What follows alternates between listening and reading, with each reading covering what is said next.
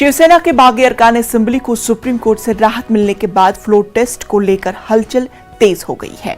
जराये के मुताबिक उद्धव हुकूमत के खिलाफ किसी भी वक्त तहरीक अदम एतमाद आ सकती है। सुप्रीम कोर्ट की हिदायत के बाद गुवाहाटी में शिंदे ग्रुप हरकत में आ गया है। जराये के मुताबिक बागी अरकान असेंबली में 30 जून के बाद किसी भी वक्त फ्लोर टेस्ट का मुतालबा कर सकता है। जराये के मुताबिक बीजेपी अपनी जानिब से उद्धव हुकूमत के खिलाफ तहरीक अदम एतमाद पेश नहीं करेगी, बल्कि महाराष्ट्र के गवर्नर इस मामले में खुद ही नोटिस ले सकते हैं। दूसरी जानिब जराये ने इंकिशाफ किया है कि बुध के रोज बीजेपी ने अपने तमाम अरकान असेंबली को मुंबई में हाजिर रहने की हिदायत दी है। मुंबई से गुवाहाटी तक उद्धव हुकूमत को गिराने की हिकमत अमली पर तैयारियां शुरू कर दी गई है। बताया जाता है कि गुवाहाटी में होटल रेडिशन बिलू की बुकिंग 30 जून से 5 जुलाई तक बढ़ा दी गई है।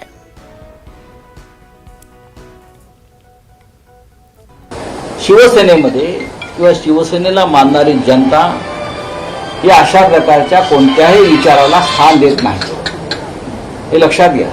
त्याच्यामुळे आम्ही निश्चिंत आहोत। ठीक आहे, वेट अँड वॉच जर इतर कोणी करत असेल समोरून, तर आमचं वेट अँड वॉच सुद्धा आहे। त्यांनी खरं म्हणजे 12 आमदार 2.5 वर्षापासून त्यांच्या टेबलात पडून आहेत राजभवनाच्या झाडीझुडपात, त्याची माहिती घ्यायला पाहिजे की आम्ही या आमदारांना अजून जीवदान काय देऊ शकलो नाही। 12 आमदार विधान नामनियुक्त। ठीक आहे, राज्यपाल माहिती घेतील। अशा परिस्थितीमध्ये राज्यपालांचा करोना बरा झालाय, त्याबद्दल मी त्यांना शुभेच्छा देतो। आणि ते कामाला लागले असतील तर त्या 12 आमदारांची फाईल त्यांनी ताबडतोब क्लिअर करावी। उद्धव साहेबांना काय करायचं ते निर्णय घ्यायला ते समर्थ आहे। गुवाहाटीमध्ये बसून सल्ले देऊ नका। मार्गदर्शक मंडळ नेमलेलं नाही तिकडे। इथे या, इथे बोला। एकनाथ शिंदे हे मुंबईत येऊ शकतात, आता येऊ शकतात, त्यांना कोणी अडवलं? एकनाथ शिंदे आमचे सहकारी आहेत, अजूनही ते पक्षाच्या कार्यकारिणीमध्ये आहेत। उद्धव ठाकरे यांनीच त्यांना पक्षाचं नेतेपदी नेमणूक केलेली आहे, आपल्याला माहीत असेल। आमचे सहकारी आहेत, आमचे मित्र आहेत। अनेकदा मी एकत्र बसून चर्चा केली। अयोध्येला ते माझ्याबरोबर होते। त्यांच्याविषयी माझ्या मनात व्यक्तिगत कटुता असण्याचं कारण नाही किंवा त्यांच्याही मनात नाही। त्यांची लढाई किंवा काय असेल तो त्यांचा प्रश्न आहे। त्यांनी यावं मुंबईत, महाराष्ट्रात, देशात, कुठे जावं। महाराष्ट्र की सियासत से इस वक्त की बड़ी खबर आपको बता दें, एकनाथ शिंदे की बागी अरकान असेंबली के साथ आज मीटिंग होने जा रही है। शिंदे ग्रुप की मीटिंग दोपहर 12 बजे होगी। आइंदा की हिकमत अमली पर किया जाएगा गौर-ए-खोज। बीजेपी के साथ हुकूमत बनाने पर किया जाएगा तबादुले ख्याल। शिंदे ग्रुप को 8 काबिनी वजारती ओहदे और 5 वजीर ममलिकत मिल सकते हैं। तो बड़ी खबर, एकनाथ शिंदे के बागी अरकान असेंबली के साथ आज मीटिंग होनी है। तो पूरी तफसीलात हम हासिल करेंगे अपने नुमाइंदे अमित राय से। अमित राय, आज मीटिंग होने वाली है, क्या कुछ तवक्कुआत की जा सकती है? देखिए, एक तो शिंदे गुट की जो है बैठक होने वाली है 12 बजे।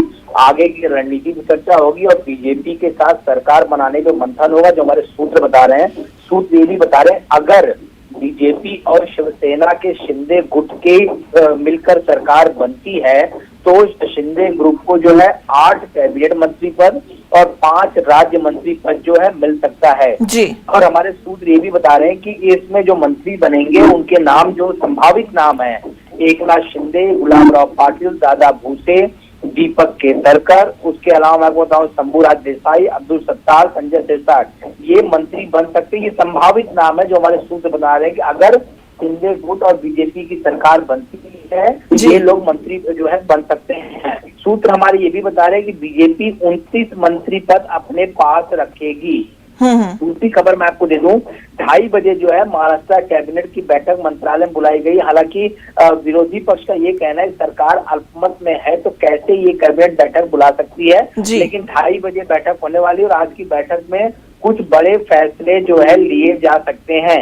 तो एक के बाद एक करके रणनीति लगातार बन रही है। अभी भी मनाने की कोशिश की जा रही है। संजय राउत का बयान आपने सुना है कि उन्होंने ये कहा सभी बागी नहीं है, कुछ बागी हैं, यानी बागियों के लिए अभी भी दरवाजे खुले। और इस बार बार ये कहते आ रहे, चाहे वो उद्धव ठाकरे हो, आदित्य ठाकरे हो, ये संजय राउत हो, उनका साफ तौर पे कहना है कि कुछ बागी हमारे टच में है, वो लगातार फोन कर रहे हैं। तो जो टच में है उन्हें बागी नहीं कहा जा सकता, जो टच में नहीं है उन्हें बागी कहा जा सकता है। वही दूसरी तरफ संजय राउत को भी ईडी का सम्मान है, लेकिन आज अलीबाग में उनकी सभा है जिसकी वजह से वो ईडी से समय मांगेंगे और उनका साफ तौर पर कहना है कि जानबूझ के परेशान करने की कोशिश केंद्रीय एजेंसियों द्वारा की जा रही है। तो लगातार एक के बाद एक बैठकों का दौर जारी, और जिस तरह से कल हमने देखा कि बीजेपी ने अपने सभी विधायकों को कल बुधवार को मुंबई में रहने के लिए कहा है कि कोई भी विधायक मुंबई के बाहर नहीं जाएगा, तो रणनीति तेज हो रही है। हालांकि सूत्र हमारे ये भी कंफर्म कर रहे हैं कि बीजेपी राज्यपाल के पास अविश्वास प्रस्ताव लेकर नहीं जाएगी,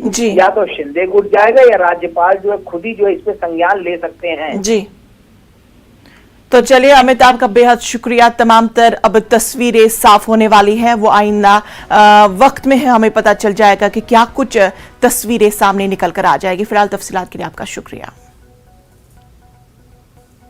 शिवसेना लीडर संजय राउत ने हजरत अली के एक कॉल के जरिए शिवसेना के बागी अरकान असेंबली पर तनकीद की है। संजय राउत ने हजरत अली के कॉल को ट्वीट किया है। कॉल है, जहालत एक किस्म की मौत है और जाहिल लोग चलती फिरती लाशें हैं। कल राउत ने एक प्रेस कॉन्फ्रेंस की थी जिसमें उन्होंने कहा था कि गुवाहाटी में मौजूद बागी अरकान असेंबली का जमीर असल में मर चुका है और वो अब जिंदा लाशें हैं।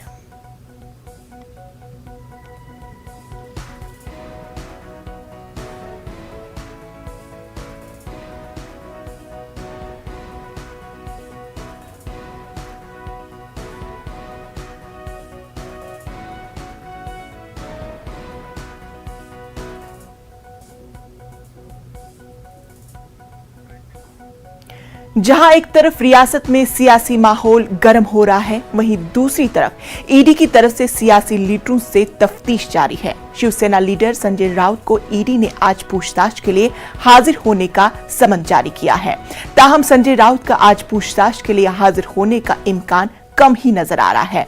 कुछ पहले तयशुदा शेड्यूल की वजह से राउत आज पूछताछ के लिए मौजूद नहीं होंगे।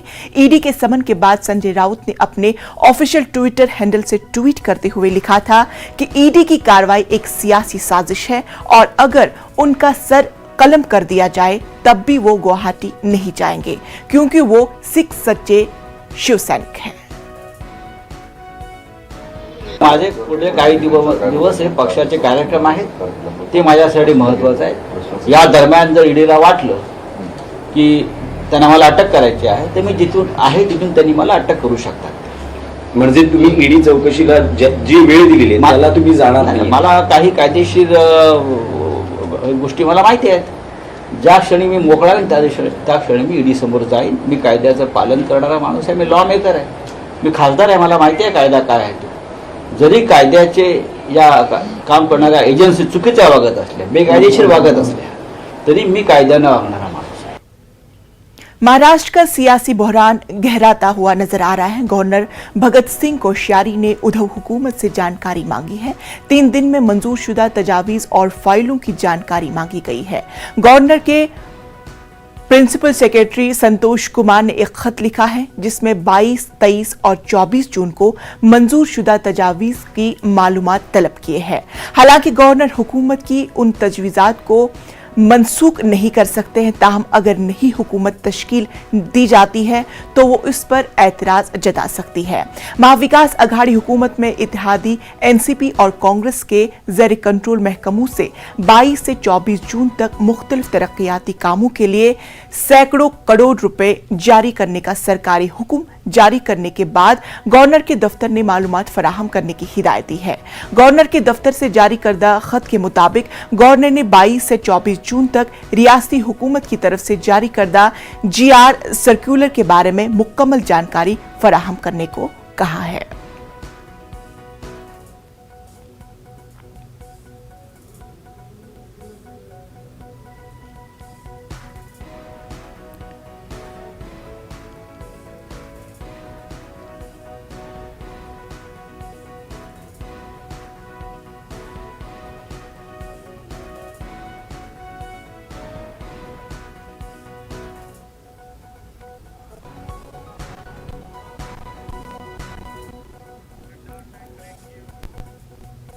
खबरों का सिलसिला जारी रहेगा, लेकिन वक्त हुआ छोटे से वक्फे का।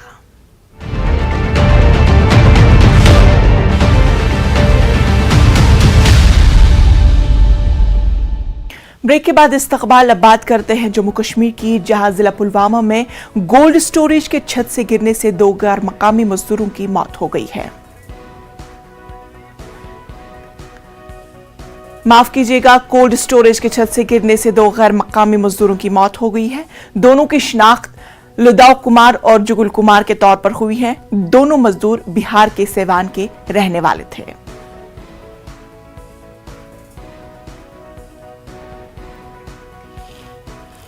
इस पूरे मामले पर हमारे साथ बात करने के लिए बिलाल हमारे साथ जुड़ चुके हैं। बिलाल, आपसे जानना चाहेंगे कि कोल्ड स्टोरेज के छत से 2 गैर मकामी मजदूरों की मौत हुई है, क्या सबब बना उनकी मौत का? देखिए इंशा, देर रात को ये काम कर रहे थे ये मजदूर, तो फिर ये छत पे छत लगा रहे थे। एक कोल्ड स्टोर अंडर कंस्ट्रक्शन है यहाँ पर सिडको लाचीपोरा में, तो इस पे ये काम कर रहे थे। तो जो ही ये नीचे उतरने की कोशिश कर रहे थे छत से, तो एक का पैर फिसल गया है। तो जो दूसरा जिसको पकड़ने की कोशिश कर रहा था, तो उस दौरान ये दोनों जो है, तो दोनों का जो पैर दोनों नीचे गिर गए हैं, काफी ऊंचाई से गिर गए हैं। तो उसके बाद अगरचे इनको पुलवामा डिस्ट्रिक्ट हॉस्पिटल लाया गया था रात को ही, तो लेकिन दोनों जो है जख्मों की ताब मिलाकर रात को ही चल बसे। अभी दोनों की जो डेड बॉडीज है वो पुलवामा अस्पताल में पड़ी है। तो दोनों का जो पहले जो कानूनी लवाजमात है और पोस्टमार्टम दोनों डेड बॉडीज का होगा, तो उसके बाद देखा जाएगा कि इनको किस तरह जो बिहार भेजा जाएगा अपने आबाई इलाके डेड बॉडीज को। बिलाल, ये बताया कि क्या जिला इंतजामिया की जानिब से किसी तरह का मुआवजे का ऐलान किया गया है? देखिए, अभी तक जो लेबर डिपार्टमेंट है यहाँ पर पुलवामा, वो अभी तक नहीं पहुंचे हैं पुलवामा हॉस्पिटल इन दोनों की।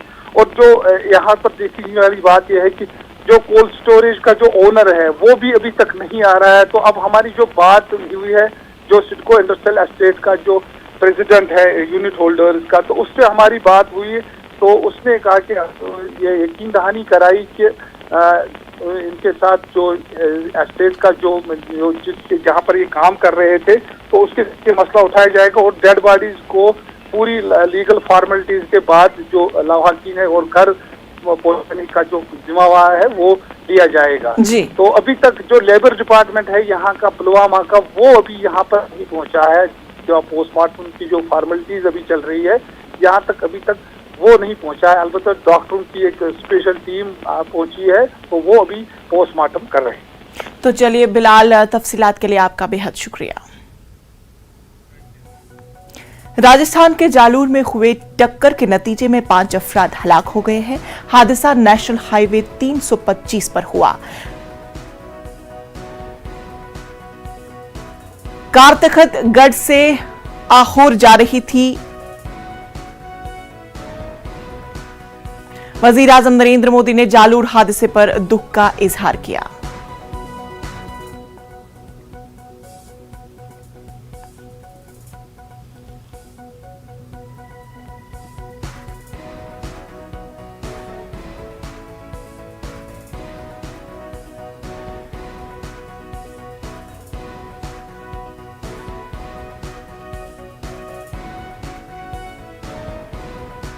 इलाहाबाद तशद्दुद के मुलजिम जावेद मोहम्मद का घर मिसमार किए जाने के केस में हाईकोर्ट आज समाअत कर सकता है।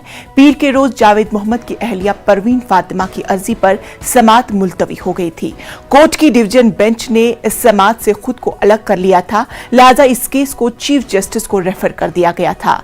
अब नई बेंच इस केस की समाअत करेगी।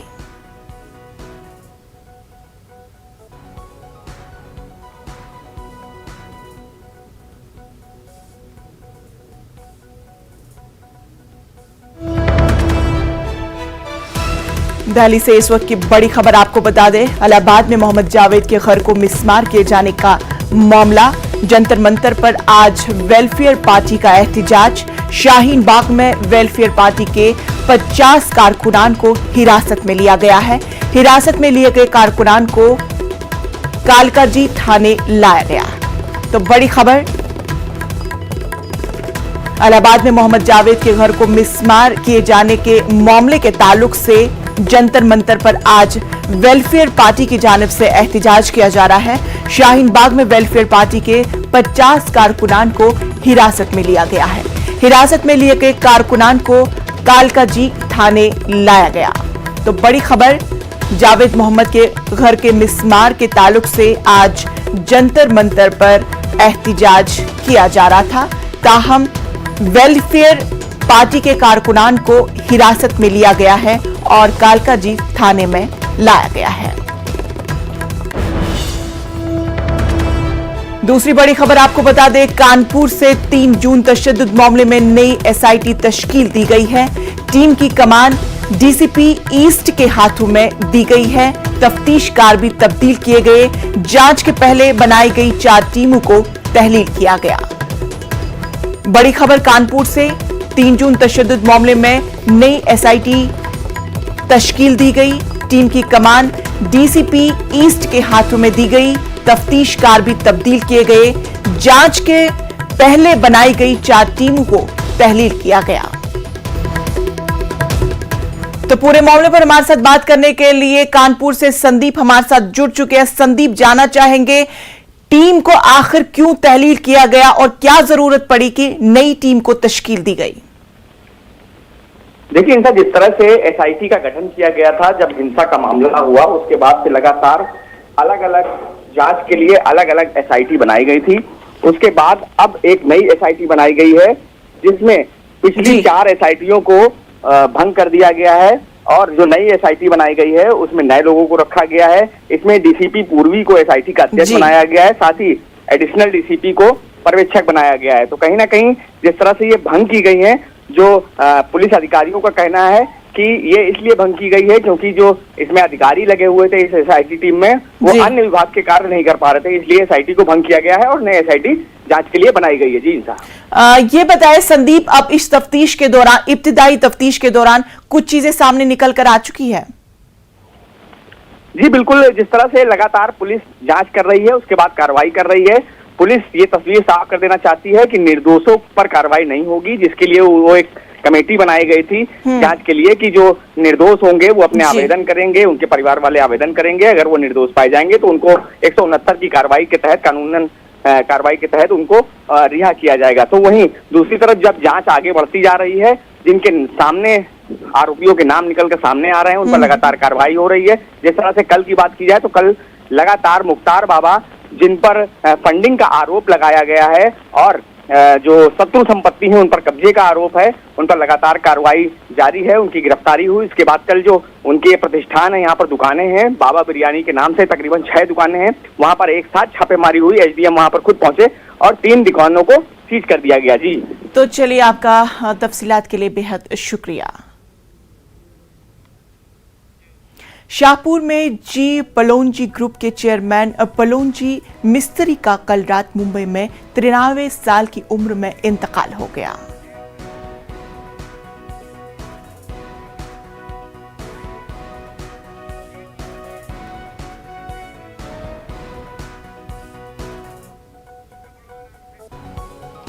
शाहपुर जी पलोंजी ग्रुप के चेयरमैन पलोंजी मिस्त्री का कल रात मुंबई में 93 साल की उम्र में इंतकाल हो गया।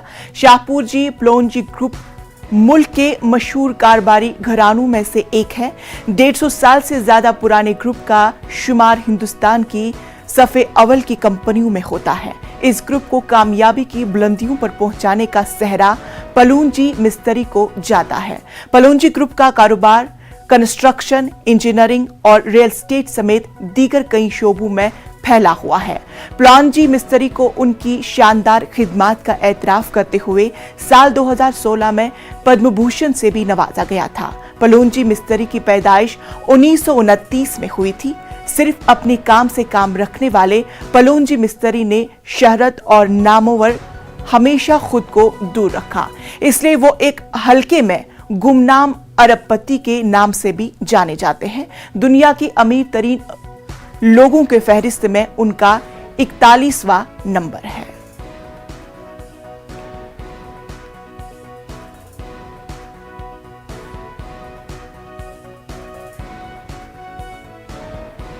कल रात तकरीबन 11:30 बजे मुंबई के कुर्ला के नेहरू नगर इलाके में एक 4 मंजिला इमारत अचानक मुनहदिम हो गई। इस हादसे में 2 अफराद की मौत जबकि कई जख्मी हुए, जिनका नजदीकी अस्पताल में इलाज जारी है। हादसे के वक्त इमारत में 21 अफराद मौजूद थे, जिनमें से 8 अफराद को रेस्क्यू किया गया है। मलबे में कम से कम 5 अफराद के फंसे होने का अंदेशा जाहिर किया जा रहा है।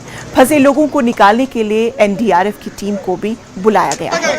राहत और बचाव का काम जारी है। एनी शाहिदीन के मुताबिक तमाम लोग किरायादार हैं, जबकि इलाके की कॉरपोरेटर परवीना मुनीश के मुताबिक बीएमसी ने एक इमारत को खतरनाक करार देकर इसे खाली करने का नोटिस दिया था। रात देर गए महाराष्ट्र के काबीना वजीर आदित्य ठाकरे भी मौके पर पहुंचे और सूरत हाल का जायजा लिया।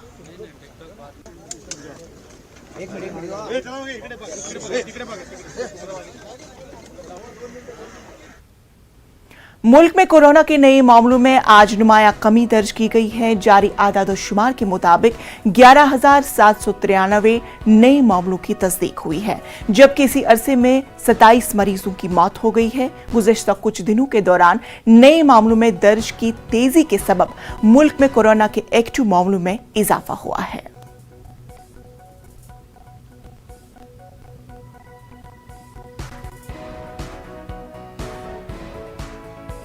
अल्ट न्यूज के को फाउंडर मोहम्मद जबीर को मजहबी जज्बात मजरूह करने पर एक रोजा पुलिस तहवील में मोहम्मद जुबैर ने जमानत की दरख्वास्त दायर की थी, जिसे अदालत ने मुस्तरद कर दिया। जुबैर पर मजहब, जाति, जाय पैदाइश, रिहाइश, जबान की बुनियाद पर मुख्तलिफ ग्रोहों के दरमियान दुश्मनी को फरोग देने से मुतालिक दफा 153A और मजहबी जज्बात को मजरूह करने से मुतालिक दफा 295A के तहत मुकदमा दर्ज किया गया है।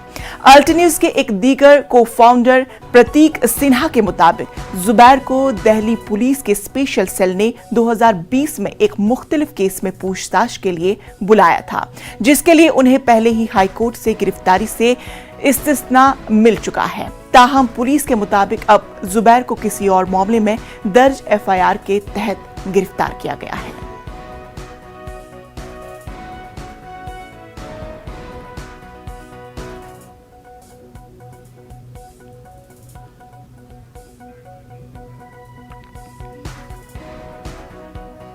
तो नाज़रीन, खबरों में फिलहाल इतना ही। मुझे दीजिए इजाजत। आदाब।